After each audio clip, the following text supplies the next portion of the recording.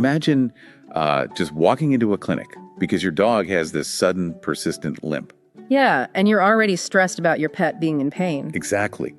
But as you're sitting there waiting for the veterinarian, this entirely different kind of anxiety starts creeping in. The financial anxiety. You're mentally calculating your credit card balance, wondering if this one visit is going to force you to, choose between paying rent, skipping groceries, or the worst case scenario. Yeah, giving up your best friend entirely. Because today, your local vet bill isn't just a medical receipt anymore. No, it's really not. It has basically become this battlefield for Wall Street, private equity, macroeconomic forces, and an animal shelter system that is just completely buckling under the pressure. I mean, it is a perfect storm. You've got extreme financial pressure colliding with these incredibly deep emotional attachments. Right. And the ripple effects of that collision, well, they're completely reshaping what it means to even own a pet today. So we've got an incredibly important deep dive for you today. We're pulling from a really massive stack of research to get to the bottom of this. Yeah, some really eye-opening data. We have a 2026 With a Talents verified report on animal shelter overcrowding,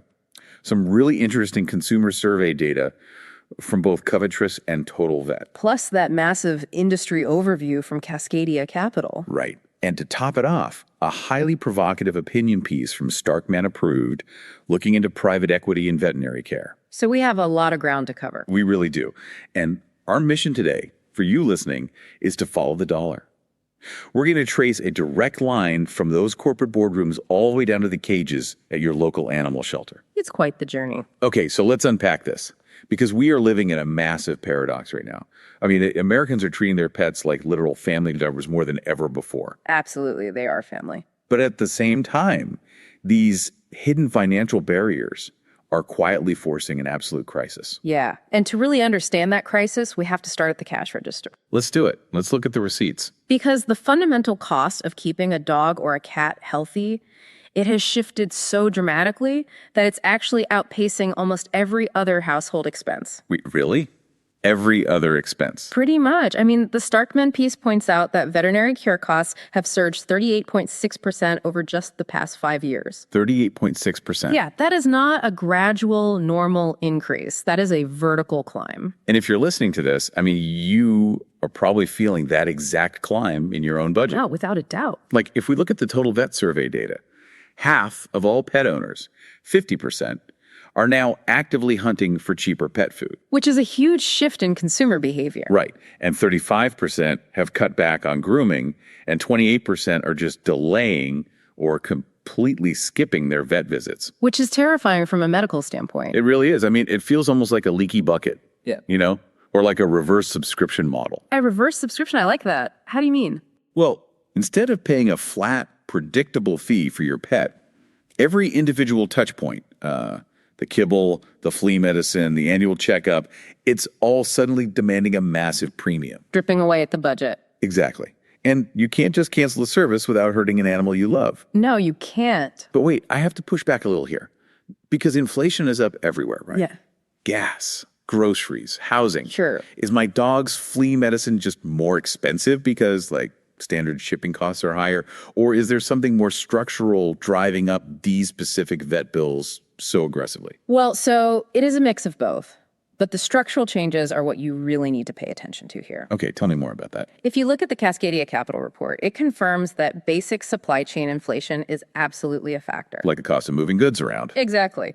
When economists measure the producer price index for transportation and warehousing, which is basically just a fancy way of tracking what it costs to put a massive pallet of dog food on a truck. Right, and store it in a building. That cost is up 31.2%. Oh, wow. So getting the supplies to the actual clinic just costs way more. Yes, but Cascadia reveals a much deeper intentional shift happening alongside that. The pet industry is actively bifurcating. Bifurcating, so they're splitting the market in two. Precisely. The report shows that while the pet industry overall is growing, that financial growth is driven almost entirely by price increases. Not by volume. Exactly, not by volume. Consumers aren't buying more toys or more treats. They're just paying significantly more for the exact same items. That's so frustrating. It is. And because of this, companies are actively pivoting away from the middle-class consumer. Wait, they're just abandoning abandoning the middle class? Yeah, they're changing their business models to focus heavily on premium, affluent buyers. Wow. It's a deliberate shift toward the luxury market, and that leaves the everyday, economy-oriented pet owner completely stranded. That makes a lot of sense, sadly. And if there is a massive financial pivot towards squeezing more money out of fewer, wealthier clients, well, that makes veterinary clinics an absolute goldmine. Oh, completely. And clearly Wall Street noticed.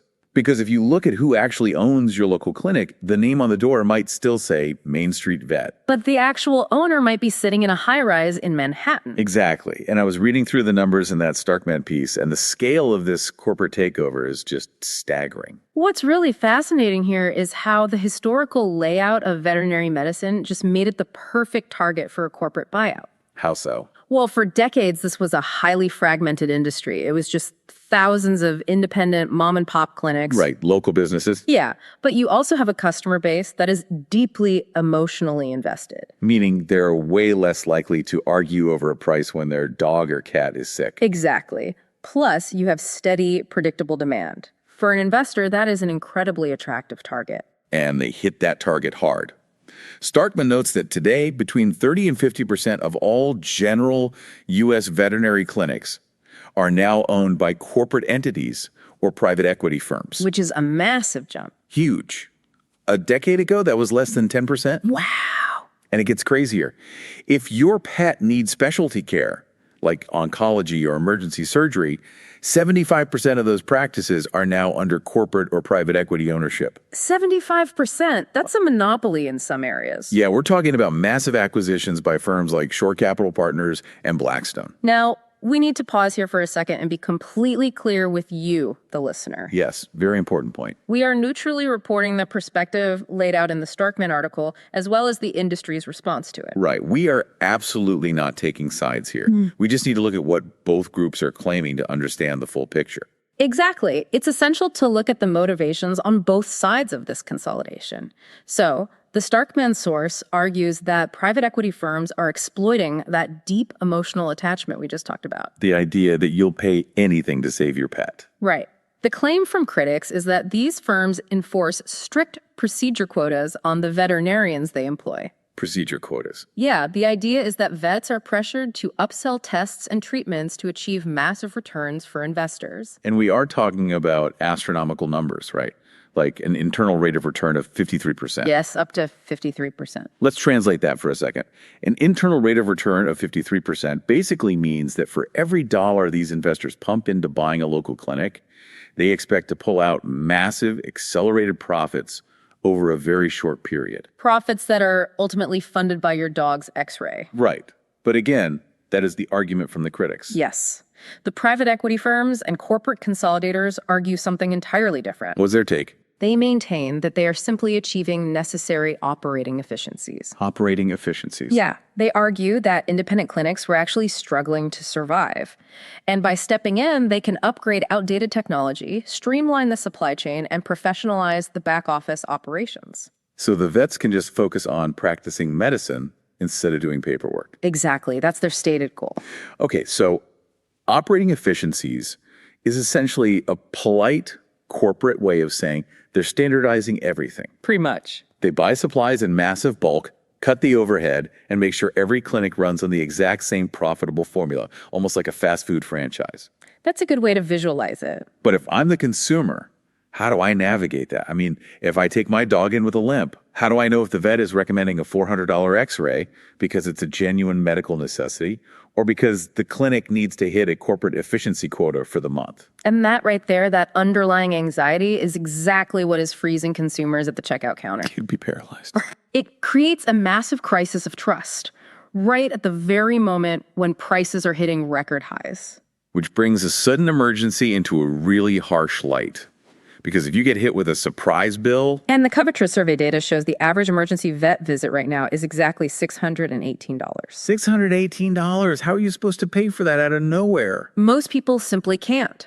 The Covetrus data reveals that 48% of owners said their emergency bill was much higher than they anticipated. Almost half.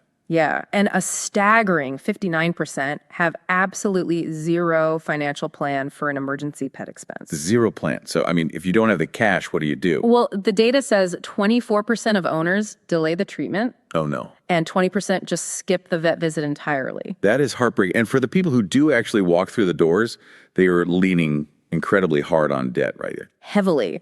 TotalVet found 44% of pet owners are putting these emergency expenses straight onto credit cards. Just maxing them out. And remember that Cascadia Capital report. It notes people are actively trading down just to make the monthly budget work. Right, abandoning the premium brands. Yeah, they're switching to private label, store brand pet foods just to keep their animals fed while they pay off these bills. Which raises an incredibly important question. Why aren't there better payment mechanisms in place for a service that is this critical? Oh, and here's where it gets really interesting. Yeah. There is a glaring market failure happening right at the front desk of these clinics. What do you mean? Well, the Covitrus report highlights that 1 in 3 pet owners and an incredible 42% of owners under the age of 45 are highly interested in buy now, pay later options for vet bills. Oh, that makes perfect sense. Like Klarna or Afterpay, but for the vet. Exactly. They were essentially begging to spread out these massive payments over a few months so they can actually afford to save their pets. But the supply of that technology just isn't there, is it? Not at all. Only 5% of veterinary clinics currently offer a buy now, pay later option. Wow, only 5%. Think about that. 95% of clinics are forcing people to pay a $600 or $1,000 surprise bill in full on the spot before they can take their animal home. And the clinical cost of that financial bottleneck is just devastating. Because it's not just about money anymore. Exactly. Cost isn't just a wallet issue, it becomes a direct medical issue. How so? When a client skips preventative care or delays treatment for something minor, like, say, an ear infection or a slight limp, purely because they don't have the cash today, it creates a vicious cycle. Right. The condition doesn't just magically go away. No, it inevitably worsens. The pet suffers, and eventually it leads to a massive multi-$1,000 emergency bill that the owner definitely cannot afford. Which leads to the absolute most tragic consequence of this entire economic chain. Yeah, it does. Because when the credit cards max out, when switching to cheaper food isn't saving enough money, and when the clinic won't let you split the payment, what happens to the animal? It leads to a grim statistical reality that the Snarkman article defines as economic euthanasia. We really need to define that clearly because it is just heart-wrenching. It is. Economic euthanasia is when a pet is euthanized, not because their medical condition is untreatable, but strictly because the owner cannot afford the life-saving care. The medicine exists, the surgical skill exists. The money just isn't there. And the scale of this issue is immense. The data shows that 12% of all Americans have surrendered a pet because they couldn't afford its care. 12% of the entire country. Yeah. And for Gen Z, that number skyrockets to 25%. Wait, 1 in 4 Gen Z pet owners has had to give up an animal purely for financial reasons. Purely for financial reasons, yeah. It's horrifying. And Total Vet found that in the last 12 months alone, 24% of owners have actively considered rehoming their pet due to inflation. It's the bleak arithmetic of modern life. It really is. A pet's life, a family's bond, is completely undone by a single unpayable vet bill. Or, honestly, by a landlord. Right, because the socioeconomic factors extend far beyond the walls of the veterinary clinic. Talk about the housing aspect, because that blew my mind. The 2026 WIFA Talents report highlights that moving or relocation is the number one reason cited for dog surrenders. The number one reason, not behavior, not illness. Nope. Moving. Imagine this. Your rent goes up, you have to move. But 70% of apartment renters report difficulty finding pet-friendly housing. So you get priced out of your current apartment, the only new place you can afford doesn't allow dogs over 40 pounds, and suddenly you have to drop your best friend off at a shelter. Exactly. And this disproportionately impacts lower-income households. Unsurprisingly. 65% of animals in shelters come from areas with high poverty rates. Wow. Furthermore, 80% of low-income communities have no local veterinary clinics at all. A veterinary desert. Yes. As the WIFA Talents report interprets it, this reveals a society that is structurally hostile to lower-income pet ownership. So we follow the dollar. We started with Wall Street inflation, down to the corporate-owned clinic, to the maxed out credit card to the apartment eviction notice. The whole chain. And all of those displaced, economically evicted pets flow into one final system: the animal shelters. And that system is completely breaking under the weight of this economic fallout. Let's look at the reality of that system through the WIFITELLANCE data. 6.3 million companion animals enter U.S. animal shelters every single year. That's a staggering volume. It's 3.1 million dogs and 3.2 million cats. And to put that volume into perspective, 25% of municipal shelters are operating at over 150% capacity. Over 150%. They simply do not have the physical space to house these animals. And the human toll inside those buildings is just as bad.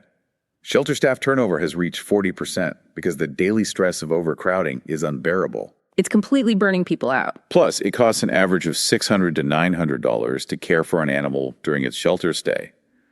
But while the intakes are surging, private donor funding actually decreased by 5% during the 2023 economic slowdown. Which forces these shelters into an impossible tragic corner. Right. Euthanasia for dogs increased by 15% in 2023, entirely due to a lack of space. Not because of illness or aggression, just space. Just space. And 100,000 cats are euthanized annually solely because municipal shelters do not have an empty cage to put them in. But wait a minute, I have to ask about this paradox. Yeah. Because during the pandemic, everyone I knew adopted a dog. Oh, the pandemic puppy boom? Right. Nearly 1 in 5 households acquired a pet during lockdown. We cleared the shelters. Everyone was posting pictures of their new rescue. So what does this all mean? How did we end up right back in a crisis? Well, if we connect this to the bigger picture, it explains the paradox perfectly. Okay, lay it out for me. We had that massive spike in acquisitions, the pandemic puppy boom, but now all those economic pressures we just discussed have collided. Right. Inflation, vet costs, housing. Exactly. Inflation is up, vet costs have skyrocketed, and affordable pet-friendly housing is incredibly scarce. As a result, the intakes are surging. So the dogs are coming back. Yes. Dogs entering shelters increased 10% between 2021 and 2023, and puppy intakes rose 15% in the South. Oh, man. You combine that high intake with limited physical space, shrinking donor budgets, and burned-out staff, and the system bottlenecks entirely. It's not just a sinking boat. It's like a highway pileup where the off-ramps are blocked. That's a great analogy. The influx of pets, the pandemic puppies, the strays, the surrenders, that's the traffic piling up. But because affordable housing doesn't exist and people can't afford the vet bills, the off-ramps are completely barricaded. The animals literally have nowhere to exit the system. It is incredibly heavy. But as we move into the final segment of our deep dive, the sources make a crucial point. Yes, there is some hope here. We aren't just stuck with this grim reality. This isn't some unsolvable mystery of nature. It is a completely preventable math equation. The data on prevention is arguably the most actionable part of this entire discussion. Okay, hit me with the math. The WIFITELLANCE report notes that only 10% of animals entering shelters are spayed or neutered before they arrive. Just 10%. And the multiplicative effect of that untreated 90% is staggering. One unspayed female cat and her offspring can produce 370,000 kittens in just 7 years. 370,000. That number is almost impossible to wrap your head around. It really is. But it also highlights exactly how effective intervention can be, right? Oh, definitely. Microchipping a dog increases their return to owner rate from a dismal 20% to over 50%. That is half the stray dogs immediately bypassing the shelter system entirely and going straight back home. Just from a tiny microchip. So, going back to my boat analogy, right now, overcrowded shelters are just frantically bailing water out of a sinking boat. With a very small bucket. Exactly. Yeah. But funding low-cost spay and neuter clinics, getting pets microchipped, that's how we actually plug the hole in the hull. And that is exactly where community action proves its worth. The data shows that low-cost clinics perform 300% more surgeries in high-intake zones than private clinics do. 300% more. Yeah. When you lower the financial barrier to preventative care, you aren't just saving an individual owner money, you are directly, measurably dropping the intake numbers at the local shelter. So let's zoom out and summarize exactly what we've unpacked today. We've covered a lot. We really have. We started by looking at a macro economy where inflation is squeezing everyone's wallet. We saw how private equity and corporate consolidation are acquiring local vet clinics, driving a shift toward premium pricing that leaves the middle class behind. And we watched how that shift hits you, the consumer. Right, the consumer who desperately wants to use buy now, pay later options, but can't find them, forcing you into credit card debt, or tragically, forcing you to surrender your pet.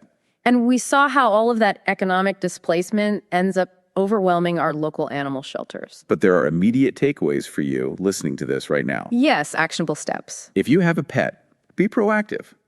Ask your vet up front if they offer transparent pricing estimates or if they partner with a buy now, pay later service so you aren't completely blindsided in an emergency. Very smart. If your budget is incredibly tight, look into high-quality private label foods.